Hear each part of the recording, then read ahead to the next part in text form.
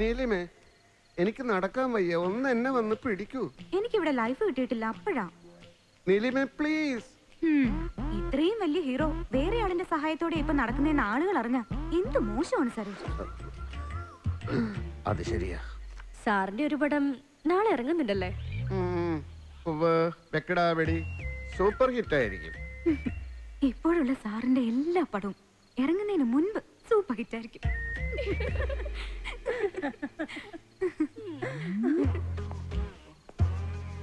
നീലിമേ, എങ്കിൽ പിന്നെ ആ എണ്ണയും കുഴമ്പും ഇങ്ങെടുത്തോളൂ.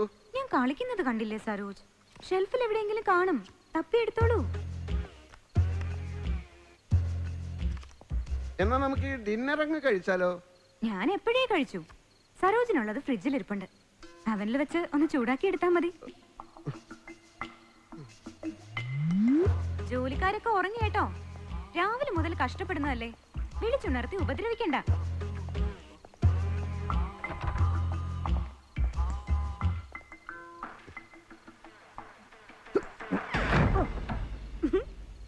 ഡിന്നർ കഴിക്കാനൊന്നുമല്ല, എന്നെ ഇവിടെ എഴുന്നേപ്പിക്കാനുള്ള പണിയാ. ഇപ്പൊ മുറി ചെന്ന് നോക്കിയാ അറിയാം, ഒരു ഫുൾ ബോട്ടിൽ പൊട്ടിച്ച് അടി തുടങ്ങിയിരിക്കും. ഡിന്നർ കഴിച്ചെന്നോ ഇല്ലെന്നോ വരാം. എന്തായാലും രാവിലെ നോക്കുമ്പോ മുറിയിൽ ഛർദിച്ചിരിക്കുന്നത് കാണാം. വൃത്തിയട്ട പടങ്ങൾ ചെയ്ത് നിർമ്മാതാവിന്റെ കയ്യിൽ നിന്ന് ലക്ഷങ്ങൾ തട്ടിയെടുക്കുന്നതിന്റെ കുറ്റബോധം കാണും. അപ്പൊ ആരും കുടിച്ചു പോവും. പാവം മെഗാസ്റ്റാർ.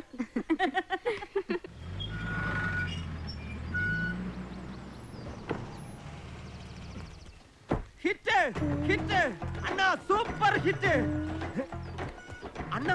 நம்ம சாரனோட புதுப்படம் வெக்கடபடி ஹிட், சூப்பர் ஹிட். മൈൻഡ് ചെയ്തില്ല. Super hit. പേടിക്കണ്ട, ഞാൻ മാഡം സാറിന്റെ പടം സൂപ്പർ ഹിറ്റ്. ഇവിടെ സാർ എണീറ്റില്ലേ? സാർ അവിടെ സ്വിമ്മിംഗ് പൂൾ വൃത്തിയേടാക്കിക്കൊണ്ടിരിക്കുക. ആണോ? നിക്ക്, സത്യം പറ ബാബു, വെക്കടാവെടി നല്ല പടമാണോ? അയ്യോ എന്റെ മാഡം, സാറ് കലക്കി പൊളിച്ചിരിക്കുക. എന്തോ അപ്ലാസ്. ഞാൻ വേഗം ചെന്ന് പറയട്ടെ. Super hit, super hit. Saroj സാറേ, കുളി മതിയാക്കി വേഗം കയറി വാ സാറേ. വെക്കടാവെടി സൂപ്പർ ഹിറ്റ് ആകാൻ വേണ്ടി വടവളനി കോവിലിൽ നേർച്ച ഉണ്ടായിരുന്നു. ഇതാ പ്രസാദം. അപ്പൊ വെക്കടാവെടി ഹിറ്റായോ? കൊള്ള ഹിറ്റ് ആയോന്നോ? ബമ്പറാ സാറേ. ചെന്നൈയിൽ 6 ഇടത്താണല്ലോ റിലീസ്. ഞാൻ കണ്ടത് നമ്മുടെ സംഘത്തിന്നാ. രാവിലെ ചെല്ലുമ്പോ കാട്ടല് പോലെയാ ജനക്കൂട്ടം. എന്റെ സാറേ, 36ാമത്തെ സീനില് മെയിൻ വില്ലനെ കാണുമ്പോ സാറിന്റെ കണ്ണീന്ന് തീപ്പൊരി വരുന്നില്ലേ? ആൾക്കാർ എഴുന്നേറ്റ് നിന്നായിരുന്നു കയ്യടി.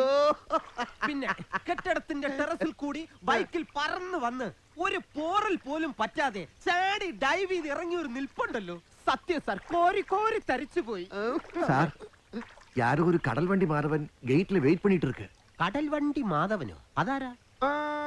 കടലുണ്ടി മാധവൻ പുതിയൊരു ഡയറക്ടറാ. വരെ സൊല്ല്. சரி சார். അതെ സാർ, ഒരു കാര്യം അറിഞ്ഞോ? വെക്കടാവടി പൊട്ടാൻ വേണ്ടി വട്ടവിള ജയകുമാർ ഗുരുവായൂരിൽ ശയനപ്രദക്ഷിണം നടത്തിയെന്ന്. അവനൊക്കെ സ്വയം നശിച്ചോളും. താനൂർ അബ്ദുള്ള മംഗലാപുരം പള്ളിയിൽ നേർച്ചയായിട്ട് ഒരു ആടിനെ കൊടുത്തു നമ്മുടെ പടം പൊട്ടാൻ. സാരമില്ല, അടുത്ത ആഴ്ച അവന്റെ ചുറ്റിക്കളി തട്ടിക്കളി ഇറങ്ങുന്നുണ്ടല്ലോ. അപ്പൊ ഞാൻ പള്ളിയിൽ 100 ആടിനെ കൊടുക്കും. ദൈവത്തിന് അങ്ങനെ പക്ഷഭേദമൊന്നുമില്ലടാ. ആര് കൂടുതൽ ആടിനെ കൊടുക്കുന്നോ ദൈവം അവരുടെ കൂടെ നിൽക്കും. അത്രേ ഉള്ളൂ. ഈ വെക്കടാവെടി മാത്രമേ എനിക്ക് സ്വല്പം സംശയം ഉണ്ടായിരുന്നുള്ളൂ. തുടങ്ങാൻ പോകുന്ന പടങ്ങളൊക്കെ എപ്പോ ഹിറ്റായി എന്ന് ചോദിച്ചാ മതി. ഈ തുടങ്ങാൻ പോകുന്നത് ഏതൊക്കെയാണ് സാർ? ജൂലൈയിൽ ഇരുകാലി മൃഗം. നല്ല പേര്.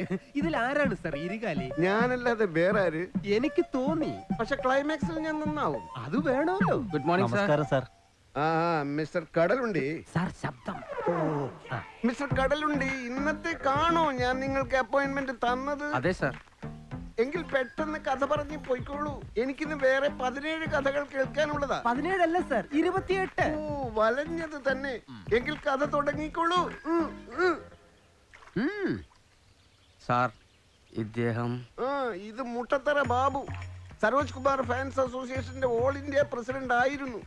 ഇപ്പൊ എന്റെ മേക്കപ്പ് തൊട്ട് എല്ലാം നോക്കുന്നത് ഇവനാ. ഭയങ്കര ആത്മാർത്ഥതയാ. ഞാൻ മരിക്കണോന്ന് പറഞ്ഞ അപ്പ മരിക്കും. സാർ ഇതുവരെയും മരിക്കണമെന്ന് പറയാത്തത് കൊണ്ട് ഞാൻ ഇങ്ങനെ ജീവിച്ചിരിക്കുന്നേ ഉള്ളൂ. നിങ്ങൾ തുടങ്ങൂ, ബാബു അവിടെ തന്നെ നിൽക്കും. നിങ്ങൾ പറയുന്ന കഥ ലോ ക്ലാസ്സിന് ഇഷ്ടപ്പെട്ടാലല്ലേ പടം ഹിറ്റാകൂ. അതുകൊണ്ട് ഇപ്പൊ എന്റെ എല്ലാ കഥകളും ബാബുവിന് ഇഷ്ടപ്പെടുന്നുണ്ടോന്നാ ഞാൻ നോക്കുന്നത്. അത് പറഞ്ഞോളൂ. സാർ ഒരു ചെത്തുകാരനാണ്. അതെ, ഞാൻ ചെത്തുകാരനാണ്. അതുകൊണ്ട് കഥയിലെ കഥാപാത്രത്തിന്റെ കാര്യമാണോ പറഞ്ഞത്? അതെ സാർ. കൊള്ളാം, ചെത്തുകാരൻ കറക്റ്റ് ലുക്ക. അല്ല സാർ ഇതുവരെ ചെയ്യാത്ത കഥാപാത്രമല്ലേ, പുതുമ പുതുമ. കഥ തുടങ്ങുമ്പോൾ ഈ ചെത്തുകാരൻ ദരിദ്രനാണ്. അത് കുഴപ്പമില്ല. പക്ഷെ എത്ര ദരിദ്രനാണെങ്കിലും ജീൻസും ടൈറ്റ് ടീഷർട്ടും കൂളിംഗ് ഗ്ലാസും ധരിച്ച ആള് തെങ്ങി കയറൂ. അല്ല, അതൊക്കെ ധരിച്ചാൽ സാറിന് തെങ്ങമ്മക്കാരൻ ബുദ്ധിമുട്ടാവില്ലേ? ഞാൻ തെങ്ങിൽ കയറുന്നതായി ക്ലോസപ്പിൽ ഇങ്ങനൊരു ഷോട്ട് കൊടുത്താൽ പിന്നെ കയറുന്നത് ഡൂപ്പായിരിക്കുമല്ലോ. Okay sir, okay sir. പെട്ടെന്ന് കഥ പറയൂ. ഭയങ്കര കഠിനാധ്വാനിയായ ഈ ചെത്തുകാരൻ ഒരു ദിവസം തന്നെ 100 തെങ്ങിൽ കയറും. അങ്ങനെ തെങ്ങിൽ കയറി തെങ്ങിൽ കയറി കയറി കയറി കയറി കയറി കയറി കയറി തെങ്ങിന്റെ മണ്ടയ്ക്കെത്തും. ഒന്ന് വേഗം കഥ പറഞ്ഞു തുലയ്ക്കണോ ഇയാളുടെ ഒരു കയറി കയറി കയറി. അങ്ങനെ സമ്പാദിക്കുന്ന പണം കൊണ്ട് അയാൾ IAS പരീക്ഷയ്ക്ക് പഠിക്കുകയാണ്. എന്നിട്ട് സാറ് മുങ്ങി. പൊങ്ങുന്നതിന് മുമ്പ് കഥ പറഞ്ഞു തീർത്തോ, ഇല്ലെങ്കിൽ ബാക്കി കഥ സാറുണ്ടാക്കി തനിക്ക് പറഞ്ഞു തരും. മെഗാ സ്റ്റാറുകളൊക്കെ അങ്ങനെ ക്യാരക്ടർ പറഞ്ഞാൽ മതി, ബാക്കി കഥ അവരുടെ സൗകര്യത്തിന് അവരുണ്ടാക്കും. സാർ കഥ കൊള്ളാം. നമുക്ക് സാറിനെയും കുറച്ച് സഹചെത്തുകാരെയും വെച്ച് ഒരു ഗ്രൂപ്പ് ഡാൻസിന് ചാൻസ് ഉണ്ട്.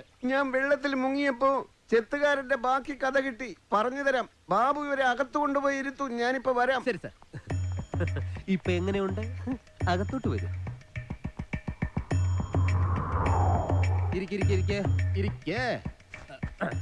ഹിന്ദി നായികമാര് വല്ലതും നിങ്ങളുടെ കയ്യിലുണ്ടോ? ശ്രമിച്ചുകൊണ്ടിരിക്കുകയാണ്.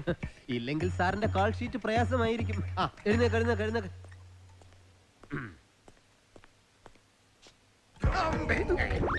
ഈ ചെത്തുകാരൻ ഒരു സാധാരണ ചെത്തുകാരനായിരിക്കില്ല. Sir scotch എടുക്കാറായോ? ഇന്ന് ബുധനാഴ്ചയല്ലേ? എന്താ ബാബു, ബുധനാഴ്ച ഞാൻ കോണിയാക്കല്ലേ കഴിക്കുന്നത്? ഞാൻ പറയും 100 തെങ്ങിലൊന്നും എന്റെ ചെത്തുകാരൻ കയറുകയില്ല. ചെത്തുകാരന്റെ കഠിനമായ അധ്വാനം കാണിക്കാനാണ് സാർ ഒരുപാട് തെങ്ങിൽ കയറുന്നത്. ഞാൻ പറയുന്നത് മുഴുവൻ കേൾക്കൂ.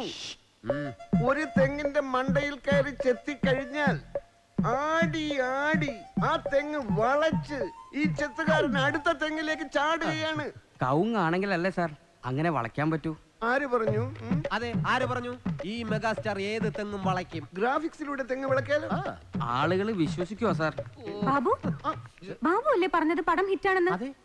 വെക്കടാ വെടി, പേര് പോലെ തന്നെ വെടിയായി പൊട്ടി.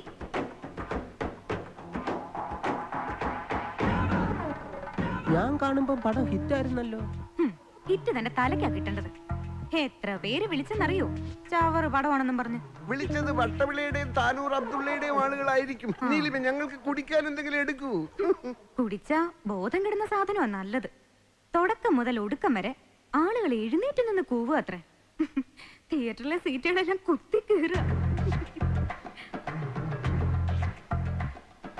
എന്റെ 1-2 ഫ്രണ്ട്സ് പറഞ്ഞത് എന്താണെന്നറിയോ?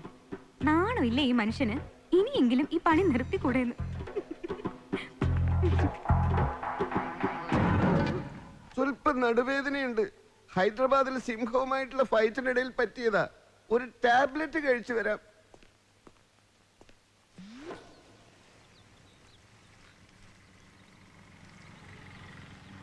നീലിമേ, ഇവിടെ ഇഷ്ടം പോലെ കാറുകളില്ലേ? ഓടിക്കാൻ ഡ്രൈവർമാരില്ലേ? കിടക്കാനോ വിശ്രമിക്കാനോ AC റൂമുകൾ നിരവധിയില്ലേ? സിനിമ കാണാൻ ഹോം തിയേറ്റർ ഇല്ലേ? ഷോപ്പിങ്ങിനാണെങ്കിൽ എത്ര കോടികൾ വേണമെങ്കിലും ഞാൻ തരില്ലേ? എന്നിട്ടും മറ്റുള്ളവരുടെ മുമ്പിൽ വെച്ച് എന്തിനെന്നെ ഇങ്ങനെ അപമാനിക്കുന്നു? ലക്ഷക്കണക്കിന് ആരാധകരുള്ള ഒരു മെഗാസ്റ്റാർ അല്ലേ ഞാൻ? ഈ അവസാനം പറഞ്ഞ മെഗാസ്റ്റാർ വിചാരം ഉണ്ടല്ലോ, അത് തന്നെ എല്ലാ കുഴപ്പങ്ങൾക്കും കാരണം. ആദ്യം സരോജ ചെയ്യേണ്ടത് എന്താണെന്നറിയോ? ആകാശത്ത് നിന്ന് ഭൂമിയിലോട്ട് ഇറങ്ങി വാ. നിൽക്കുമ്പോഴും നടക്കുമ്പോഴും ഉണ്ണുമ്പോഴും ഉറങ്ങുമ്പോഴും ഞാനൊരു മെഗാസ്റ്റാർ ആണ് എന്നുള്ള വിചാരം ഉണ്ടല്ലോ. പടങ്ങൾ വരി വരിയായി പൊട്ടിക്കൊണ്ടിരിക്കുക. ആരാധകര് തിരിഞ്ഞു നോക്കാതാവുമ്പോ ഊതി വീർപ്പിച്ച ഈ ബലൂൺ പൊട്ടും. അപ്പൊ ഇങ്ങനെയുള്ളവർക്ക് ആത്മഹത്യ ചെയ്യേണ്ടി വരും. അങ്ങനെ ആത്മഹത്യ ചെയ്യേണ്ടി വന്നാലും എന്റെ വിചാരം മാറ്റാൻ ഞാൻ ഉദ്ദേശിക്കുന്നില്ല. ഞാൻ ഒന്നേ ചോദിക്കുന്നുള്ളൂ, നീലിമയ്ക്ക് ഇവിടെ എന്താണ് ഒരു കുറവ്? സരോജ തന്നെയാണല്ലോ ഏറ്റവും വലിയ കുറവ്. ദാമ്പത്യ ജീവിതത്തിന്റെ ശരിയായ അടിത്തറ പരസ്പരമുള്ള തെറ്റിദ്ധാരണയാണെന്ന് ഏതോ രസികൻ പറഞ്ഞിട്ടുണ്ട്. അങ്ങനെ തെറ്റിദ്ധരിക്കാനെങ്കിലും കഴിഞ്ഞാൽ മതിയായിരുന്നു. ഇതിപ്പോ ഉള്ളി തൊലിച്ചതുപോലെ എല്ലാം വെളിപ്പെട്ടു പോയില്ലേ? ഇതൊക്കെ വെറും ആർട്ട് സിനിമയിലെ ഡയലോഗാ. അനുഭവങ്ങളാ എന്നെ ആർട്ടാക്കിയത്.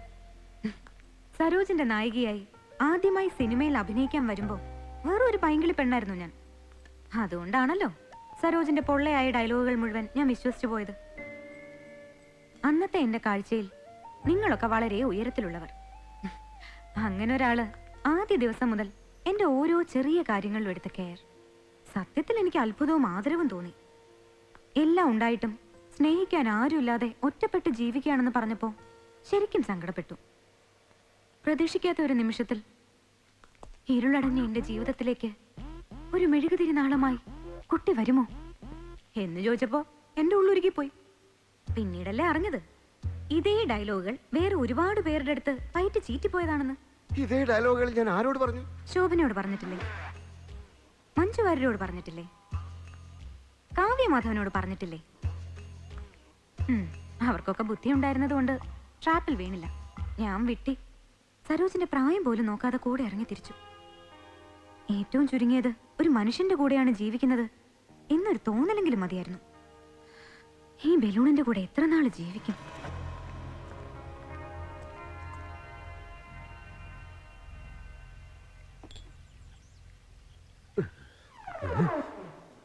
ബാബു, എന്താ സാർ?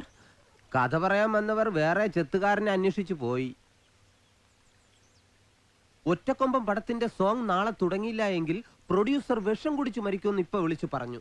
മരിച്ചില്ലെങ്കിൽ ഞാൻ അവനെ കൊല്ലുമെന്ന് വിളിച്ച് പറഞ്ഞേക്ക്. ഡെൻമാർക്കിൽ ഷൂട്ട് ചെയ്യാമെന്ന് ഏറ്റിട്ട് ഇപ്പൊ അവൻ പറയാ ഇവിടെ തന്നെ മതിയെന്ന്. പന്നൻ. വെക്കടാവിടെ ഹിറ്റാണെന്ന് നീ എന്തിനു നുണ പറഞ്ഞു?